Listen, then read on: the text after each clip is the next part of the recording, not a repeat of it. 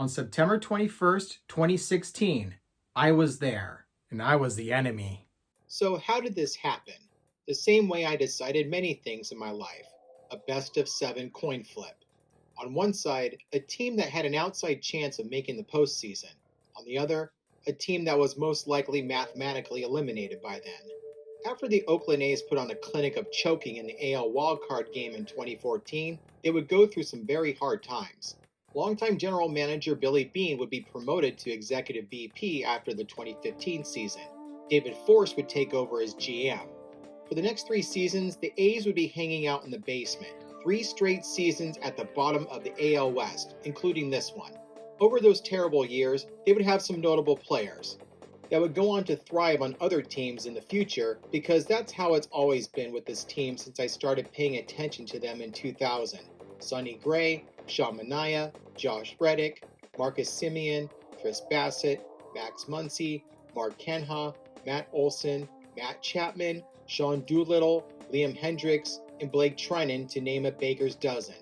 Their team stats were atrocious in 2016. One of the highest ERAs in the American League, fewest runs scored, fewest hits, one of the lowest batting averages in the AL. Here's one last piece of horrible stat that would trigger Beane. The team's on-base percentage was the lowest in the American League. Wasn't that Beane's bread and butter for his Moneyball approach? Thanks for nothing, Mike Lewis. It would get better near the end of the decade, but until 2018, this team wasn't going anywhere. For a brief moment, let's forget about Dusty Baker adding another chapter of postseason failure at the 2021 World Series. Oh, he finally did it the following year? Whatever, I'm telling a story here. Let's forget a series comeback that fell short in the 2020 ALCS. Let's forget home field advantage being meaningless in the 2019 World Series. Okay, one more. Let's forget the success of winning that piece of metal in 2017 with the help of trash cans. For nearly a decade, the Astros were hot garbage. I mentioned this in my video of my visit to Minute Maid Park in 2014.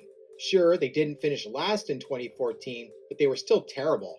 In 2015, they got better, finishing with a winning record for the first time since 2008. They even made the postseason. Don't feel too bad for blowing it, Houston.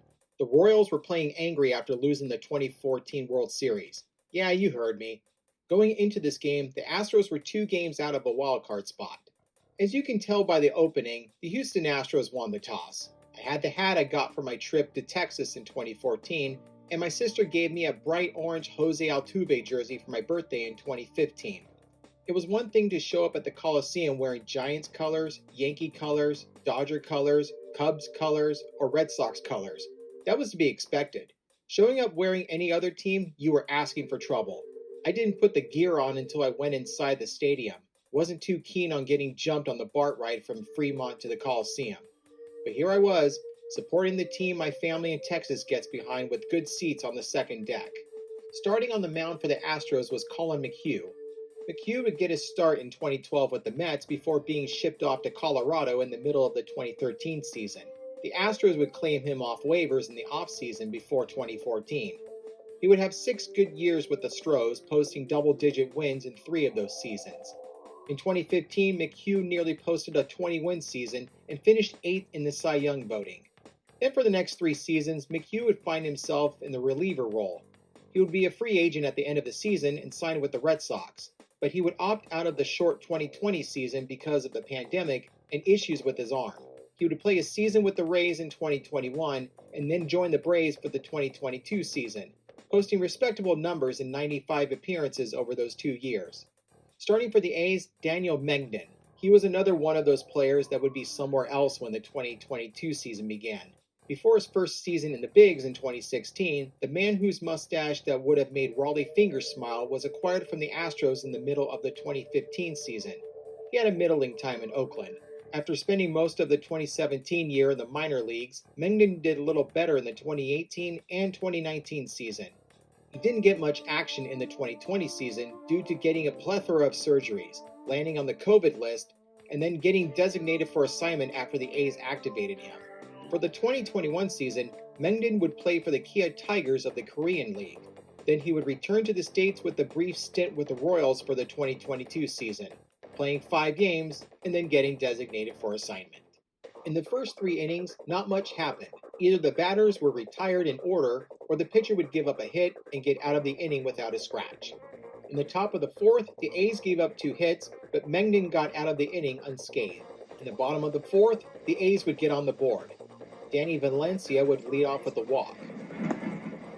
That curveball misses inside.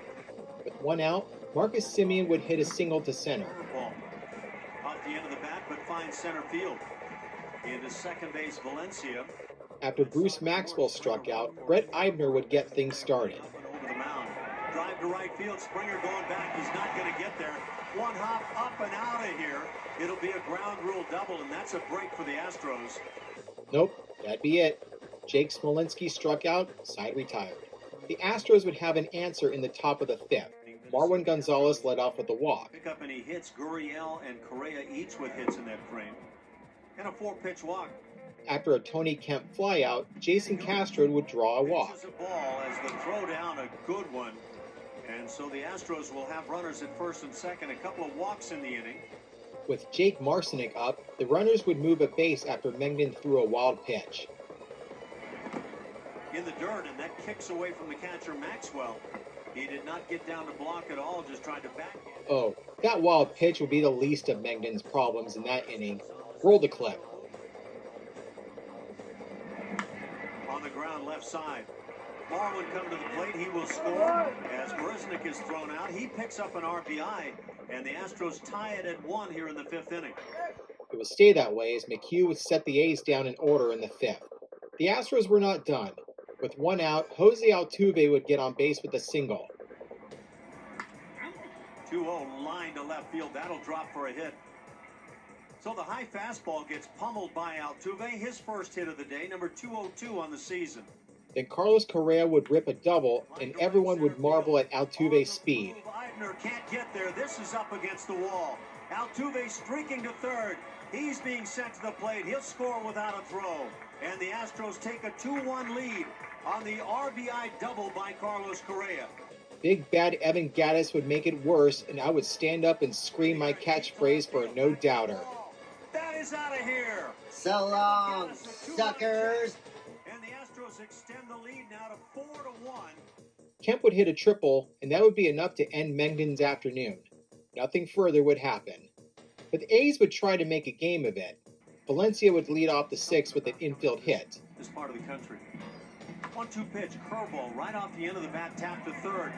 Gurriel, nice play, but not in time. Able to leg it out, Danny Valencia.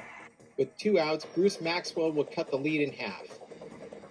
Runner goes from first, the pitch hit in the air and in the gap in right center field. And that's going to drop and go to the wall. 1 hop up against the wall.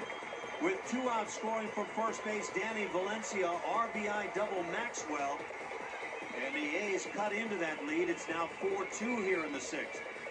A pitching change would result, but that would be all for now. In the 7th, Zach Neal would replace Danny Colomb. With 1 out, George Springer ripped a double to center. This ball is drilled by Springer.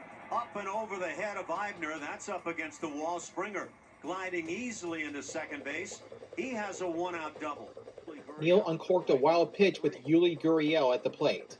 And that one in the dirt kicks away from Maxwell, enabling Springer to glide into third base. So now he's 90 feet away. Gurriel would ground out, but Springer was feeling a little lucky being at third base. Shortstop, that infield in will stop the run for a moment. Springer coming to the plate, and he scores.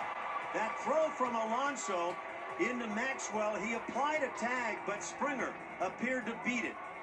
Hey, I even got into a small argument with the surrounding fans. This is why replay exists, right? No way you can turn that call around, is there? Great No job way. by the guys in the truck. Yeah. Great look at it. Yeah, there's nothing for me that turns that over. No, that's... After further review, Springer was safe, and the Astros go up by 3. In the bottom of the 7th, the A's would still try to make a game of it. James Hoyt would lead the game, but not before giving up a leadoff walk to Smolinski. Tony Sipp only lasted a third of an inning, giving up a double to Chad Pinder. First pitch from Tony Sipp, banged off the wall in center field. As the A's go to their bench and bring up Chad Pinder as a pinch hitter. And Smolinski scoring after Stephen Vogt hit a grounder to short. Correa's there to make the play. They get out number 1, but a run scores to make it 5-3. Pat Neshek would take over, and the same thing would happen with the next batter. Ryan Healy would ground to short for the second out, but Pinder would cross the plate to put the A's within 1. Correa gets the out. That's 2 outs. In the top of the 8th inning, the Astros got that insurance run back. Another blast by Gaddis to lead off the inning. Field at the wall. Second home run of the day, number 30 on the year for Evan Gaddis. I sort of missed it because I was either getting another hot dog or some kind of snack before the game ended. Done it again. 6-4 Houston. Will Harris would pitch for Houston in the bottom half and set the A's down in order. Chris Smith, who came in during the top of the 8th, would continue his work and have a 1-2-3 inning, keeping the A's within striking distance. Luke Gregerson would try to pick up the save for Houston in the 9th. He was doing well, getting Eibner and pinch hitter Matt Olson to ground out. Then it would get interesting. It would start with Pinder walking to first base. And ball 4 delivered. And another close pitch. After stealing second without a throw, Stephen Vogt would hit the ball and Jose Altuve turned into Bill Buckner. Goes through his legs. Stephen Vogt is aboard. A run scores. It's a 1-run game. And Ryan Healy coming to the plate. The A's would try to keep the rally going. Arismendi Alcantara would pinch run for Vogt. On a 1-1 pitch to Healy, Alcantara would try to get into scoring position. Deep. Runner goes, the pitch, a strike, the throw down. Perfect, and they got him. Jason Castro on to Jose Altuve, and a caught stealing to end this game. You'd hate to see that. Being caught stealing to end the game. What do you mean it's not over? They're going to have a second look at this? Everybody gather around the 50-yard line where you can see that Altuve applied the tag before Alcantara touched the base. I mean, that I don't is, see how you turn that one around. yeah, that's borderline. Yeah, that's right. He's out. Can I leave now before someone comes by and beats me up? Yeah, that was the toughest part about the post-game walk. It's one thing if the visiting team loses. I'm sure I would have been laughed at on the way out of the park, but the visitors won, and I supported them. I took one for my Texas family that afternoon. You're welcome. The A's weren't exactly the worst team in baseball that year, but it would be another season they would finish below 500. The Astros would miss out on the postseason in 2016, finishing with the same record as the New York Yankees. I'm sure there would be room for improvement for both of those teams the following year. I went to Oakland. I didn't root for the home team, and I survived when I was the enemy on September 21st, 2016.